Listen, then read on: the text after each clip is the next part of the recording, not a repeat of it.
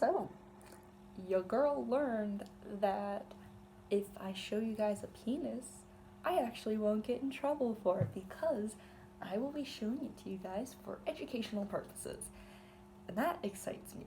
Hello, welcome back to this interesting set of videos. Welcome to my little mini sex ed lessons.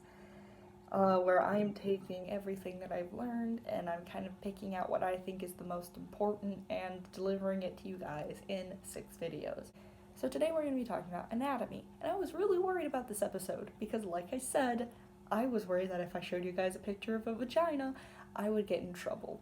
Turns out since I'm doing it for educational purposes, I'm not going to get in trouble. So we good, and y'all are gonna see some vaginas. I feel like maybe that might be a bit of a content warning. What I'm gonna try doing is I'm gonna try drawing demonstrational images of a penis and a vagina so I can lead you guys through what I'm gonna talk about in regards. So there will be graphic images in this video. Alongside that, I also wanted to put out sort of a disclaimer. I know that penis and a vagina are not the only 2 anatomy parts that people can have. I am aware that sometimes there are cases where people have both, intersex people. I don't have enough background or expertise to be giving an educational video about intersex people, and I don't have enough time to do the research required to talk about intersex people. So I would really suggest doing your own research because it's fascinating. And intersex people, join in on the conversation, yo. I'm sorry if it seems like you guys aren't in this conversation at all.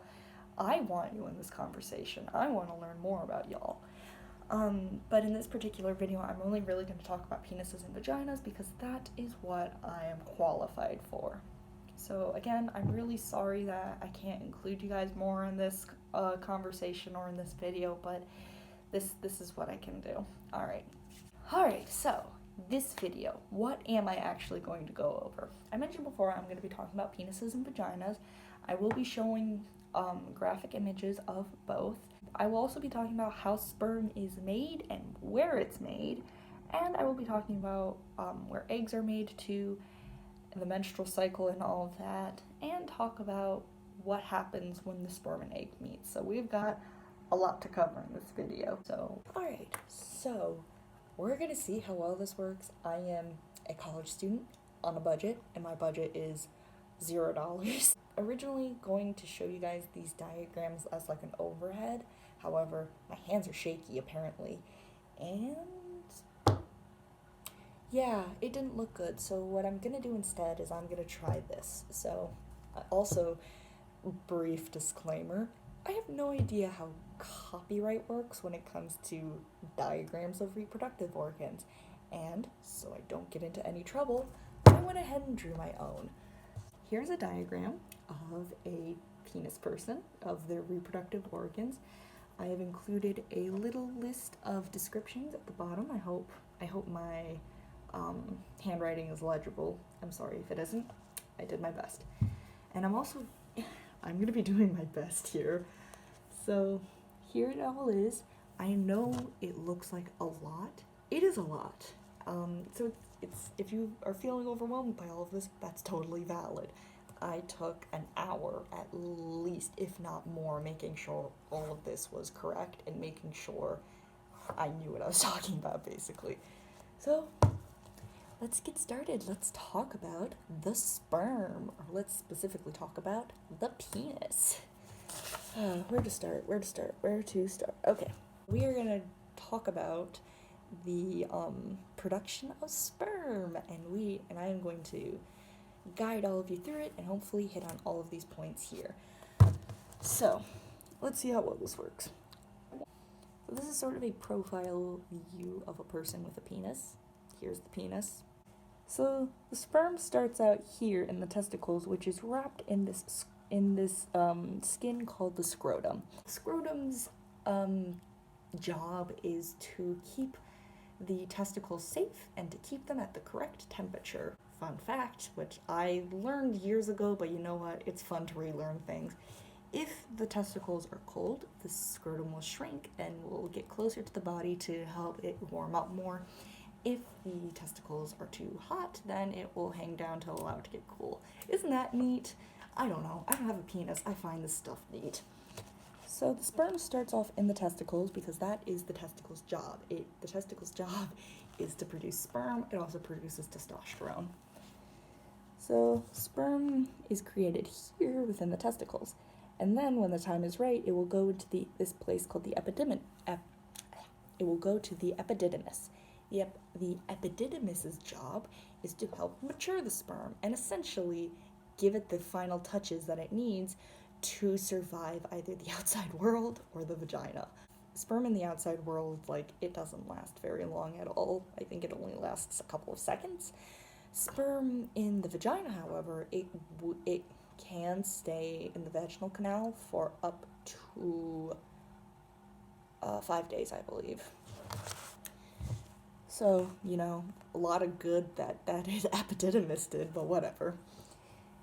The sperm goes to the epididymis to help it mature, and then from there it will start its journey through the vas deferens. The vas deferens is a tube that connects from the epididymis to the seminal vesicle, and it will help the sperm travel from the epididymis to the seminal vesicle. At the seminal vesicle, it will combine the sperm with semen, which I tried to look up what exactly semen is because it's a bunch of bodily fluids kind of combined together. It's a bodily fluid that combines a couple of things together, including sperm. However, the internet is very vague about what's in semen. Hi, past me. It's editing me. I'm just interjecting here to talk about semen a little more. Turns out that a quick Google search when it comes to semen, yes, will get you pretty vague results because there's a lot that goes into sperm. When the sperm leaves the testicles and then goes into the epididymis, it's stored there, and then from there, sperm gets stuff like potassium and sodium. But then during the ejaculation process, a lot of other stuff gets added while it's in the seminal vesicles and getting all the other stuff. Some of that stuff includes fructose, amino acids, citric acid, phosphorus, potassium, also calcium and zinc. There's a lot that goes into semen, so that kind of explains why my quick Google searches were giving me very vague results. But in case anybody was more curious as to what's in sperm, there you go. It's a whole lot of stuff. And yeah, that's about all I had to say. Back to you, past me. So, it makes semen. So, we're at the seminal vesicle, right? Seminal vesicle makes semen and, combines the sperm with said semen.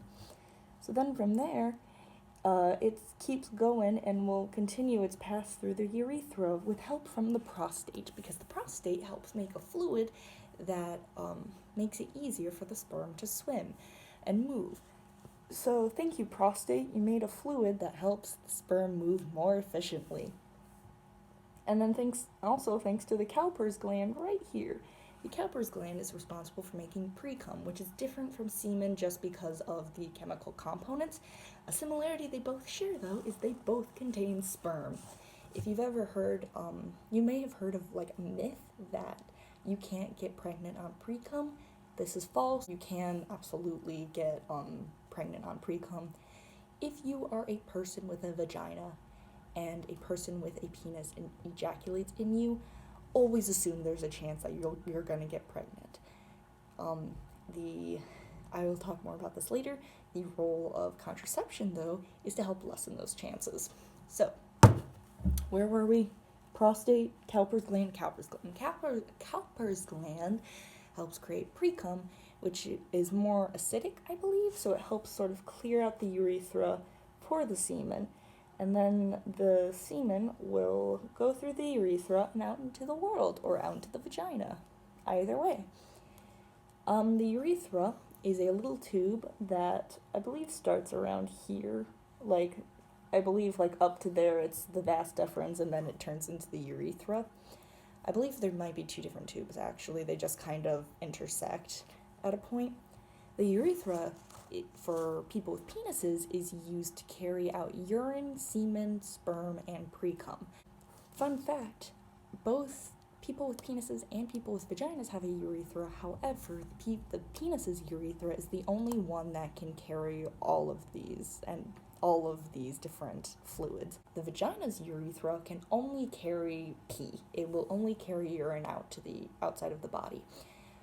The cum that comes out of vaginas will come out up through the vaginal canal, which I'll get to momentarily.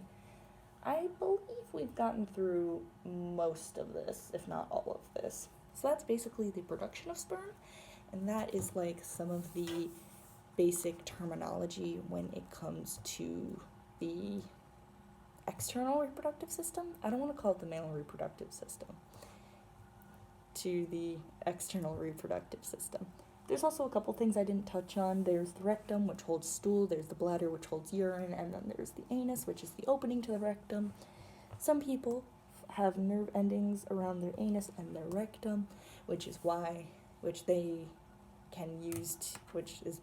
might participate in anal sex. Yeah, I think I basically got everything else. Let's move on to the vagina. Alright, let's turn the pages here to the internal reproductive organs, which is, in my opinion, a lot more simple. There's a lot less when it comes to the vagina. However, it makes up for that in the fact that the menstrual cycle is a thing. So, now we're going to talk about the internal, reproductive system. You can go ahead and take a moment to screenshot if you need to. I forgot to say this with the penis model that I made, but a lot of my information for like the functions that I wrote at the bottom, most of those came from Planned Parenthood's website, and I think a couple of them did, a majority of them did. The ones that didn't come from Planned Parenthood's website, I think I did a Google search to make sure I understood the functions. Same thing for here. The only functions down here that did not come from Planned Parenthood's website are the endometrium and the myometrium. So, Planned Parenthood is a good resource. So, without further ado, let us get started about the vagina. Woo! The only way I can see myself effectively discussing everything that's happening in this photo is if I talk about the menstrual cycle. The menstrual cycle is a whole 28-day process that people with vaginas are on constantly. Typically they are. Before I was a part of this program, I thought the menstrual cycle only referred to a person's period, and I have since learned that that is false. It refers to the entire process. So let's talk about that entire process, shall we? And I will hit on all of these points. I will hit on all of these points. I will hopefully be coherent too. So, menstrual cycle, a whole 28-day process. Days 1 through 7 is when the period happens. Now, I find this interesting because I typically think of the period as the end of the cycle, but it's the beginning of the cycle. To make this explanation a little easier, we're gonna skip the first part of this. So days 1 through 7 is when the period happens. We're gonna skip this for now, and we're gonna come back to it. It'll make more sense later. Days 8 through 11, the endometrium lining here will start to thicken, essentially preparing itself for an egg to be released. Days 12 through 17, ovulation occurs. Ovulation is a term for when an egg is present in the uterus here, which is where... So what basically happens during those days is the egg is made here in the ovaries, and then how is it pronounced? The fimbria, which are these little finger-like areas, they will essentially grab an egg from the uterus and send it flying down the fallopian tube here. And then it will eventually be present inside the uterus, which is where it'll be nice and homey with the newly thickened endometrium lining. The egg will also have gained a little bit of protection, just like how the sperm will gain protection through like the seminal vesicle and through the epididymis. The egg will also get its own like little form of protection by going through the fallopian tube. Ovulation describes when an egg is present in the uterus, and this is around the time when a person is most fertile. So if you are hoping to have a baby, ovulation is probably the best time to try and get a baby. If you really don't want to get pregnant, ovulation is the best time to abstain from sex or to use a contraception method. So an egg has protection. From days 18 to 25, the protection will start to wear off around the egg. And then days 26 through 28, the uterine lining will start to shed and will start to detach itself from the uterus, and which leads to days 1 through 7, which is what I talked about before, which is the period. The period is when the lining sheds and the egg is shed along with it, and then it essentially yeets itself out of the body. The more professional term is that it ejects itself from the body. I like my version better. During this time, a person may feel cramps, they may feel lightheaded, they might feel headaches or nausea. Basically, periods are not fun, and if you can make somebody with a uterus feel better, do it. Do it. With all of this being said, it's important to note that it is still possible to get pregnant at any point of the menstrual cycle. It's most easiest to get pregnant while you're ovulating. It's probably the hardest to get pregnant while you're having your period, but that doesn't mean that it can't happen. Let me see, did I hit on everything here? We've got the uterus, which is where the eggs will stay waiting to be fertilized. So essentially, you can essentially sum up the menstrual cycle in a very simplistic and joking way. A very simplistic and joking way of describing the menstrual cycle is that for 21 days, the uterus, makes itself nice. It makes itself a little home, ready for an egg and ready for a baby. Oh, it wants you to have a baby so bad. And then when the egg doesn't get fertilized and no baby is coming, the uterus gets mad and starts throwing a tantrum and starts ejecting things out, starts throwing things around and being like, why is there no baby? And then day 8, it will just start the process all over again. Not learning its lesson. The 28-day cycle is the most, I don't want to say normal. It is the typical cycle. Some people's looks a little differently. But this is essentially kind of what happens in every person's body, in every vagina owner's body. So I think the only things just to sort of go over the functions of everything again, just to make sure that you guys understand them. The uterus is where the eggs will be present, is where the eggs will end up. If the egg is fertilized, then a baby will grow in here. And the uterus is a muscle. So the uterus is a muscle, so as the baby grows within here, it will expand and it will help accommodate for the baby. And then once the baby is at its biggest, once it's done growing and it's ready to come out, it will go out through the cervix and through the vaginal canal, and then the uterus will shrink back down, essentially. It's a little more complicated than that, but essentially. The fimbriae are the little... Oh, that's not what it says. The fallopian tubes are the tubes that carry the eggs from the ovaries to the uterus. The fimbria takes the eggs from the ovaries to the fallopian tubes. The ovaries store the eggs, and it produces hormones. It produces estrogen, progestin, and testosterone, fun fact. But the vulva is the opening to the vaginal canal, and the vaginal canal is where most penetration will happen. Whether it be a penis, whether it be a sex toy, whether it be fingers, this is where things are going to get inserted. This includes things like the internal condom, and the vaginal ring, which we will discuss in a later video because those are forms of contraception. Why am I hitting my sketchbook? Oh yeah, and the cervix is this right here. It is a little opening that divides the uterus from the vaginal canal. The last two things I wanted to talk about was the myometrium and the endometrium. The myometrium, as I think I mentioned earlier, is the muscles. So this is what will help the uterus contract. If there's a baby, that is what will help the contractions and help get the baby out.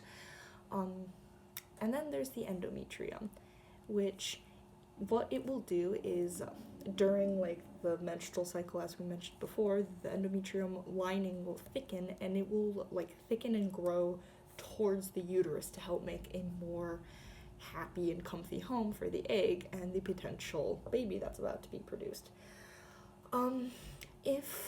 However, there are some people where the endometrium grows outward towards the myometrium, and this is called endometriosis. You may have heard of it before. That's essentially what it is. It's when the endometrium grows outwards into the myometrium rather than inwards towards the uterus like it's supposed to. This can cause problems for the person with endometriosis because the lining of the endometrium, the lining of the uterus and the egg that's in here will all eventually need to leave. Like, it will have to get ejected out. That's what the period is for. But people with endometriosis, the tissue doesn't exactly have anywhere to go because it's trapped in the myometrium. So this can cause pain for the person with endometriosis, but it can also cause things like it could potentially risk your fertility, as it can cause damage to surrounding areas like the ovaries or any other surrounding tissue. According to the myoclinic.org, which is where I got a lot of this information about endometriosis, there are treatment options available. So yeah, I believe that's all I really wanted to talk about the internal reproductive system. It's a neat little thing. And just to sort of reiterate how the sperm and the egg would meet, I don't remember if I talked about this earlier. If a person with a penis is having sex with this person with a vagina, and they want to have a kid, the penis would be inserted here, and then during ejaculation, the sperm would go up and through the cervix, or at least it's supposed to go through the cervix. A lot of the sperm will die off because a lot of them can't survive the acidic conditions of the vagina. But there will be at least one sperm that successfully makes it through the cervix and will fertilize the egg that is in the uterus. Then from there, a zygote will be produced, and then it will eventually grow into a child. And like I mentioned before, the uterus will grow to help accommodate the size. And then after 9 months of nutrients delivered from the mother and nutrients delivered to the baby, and the baby now has grown its own skull and heart and bones, because oh my god, we can do that. After 9 months, the baby will get ejected outwards, out through the cervix, out through the vaginal canal, head first. So yeah. Hello, past me. I'm in the sex education room right now, and I've got a plethora of vagina diagrams. So we thought this would be a good time to sort of go over the external parts of a vagina and name those parts. So, semi-realistic replicas of vaginas are about to be shown. Content warning in case anybody needs it. So this is a replica that we use to discuss how to put on internal condoms, which I'll be going over at a different time. And this is, I feel like, a pretty accurate representation of what it may look like on the outside. To name these parts, these are the lips, which are also known as, which are officially known as labia. And then this is the opening to the vaginal canal. So here's the vaginal canal, here's the cervix, this is the opening to it. It's called the vulva. Now what isn't here is the urethral opening and the clitoris. So for this, I'm going to be using another model. So I think this is just to show this is to show like the uterus, but I'm gonna use it for different purposes. So hopefully you guys can like see this pretty well. Here is the vulva again. It's the vaginal opening it's the opening to the vaginal canal. The cervix would be like right here. People with vaginas use the urethra strictly for urine. So you can actually kind of see on this model, I think this is supposed to represent the bladder. This is supposed to represent the bladder. So then there's a little thin tube right here. That's supposed to be the urethra. And then this right here is the urethral opening. So the vaginal, or the vulva, and then the urethral opening would be right there. And then above the urethral opening, like right about here, is the clitoris. It's a part of the body that has a lot of nerve endings. I believe it has more nerve endings than the tip of a penis. And its sole purpose is for pleasure. So if anybody with a vagina is wondering how to start, or like where to start, like figuring out what feels good for them, I'd suggest starting right at the clitoris. Just rub it, see what you like. Alright, that's it for the external naming parts of the vagina. Back to y'all's. So that's basically the autonomy of a typical person with a penis and a typical person with a vagina. Not only that, today we went over the menstrual cycle, we went over the journey of sperm, and we also talked about how babies are born. The reason I wanted to sort of talk about this was because, well, one, it's important to know like what the different parts of your body are responsible for, and it's important to sort of name those parts of the body. But also it's important to know like it's important to sort of reiterate the fact that sex is used for procreation, and it's important to like kind of talk about how that works. I have read stories online where people like didn't know that. I've read stories online where like the education system has failed people so badly that they didn't even know getting pregnant was a result of sex. So like I thought it would just be like good to cover the base of, yes, pregnancy is a result of sex, and like this is basically how it happens. Next up, we're going to be talking about some of the potential results of sex. So this can be so we're going to talk about STIs. We're going to talk about some of the symptoms, where you can get tested potentially, and different treatments for STIs. We're going to talk about pregnancy more, and we're also going to talk about UTIs as like a little footnote. So yeah, I think that's about it for this lesson. I hope you guys have a good day, and I hope you learned something.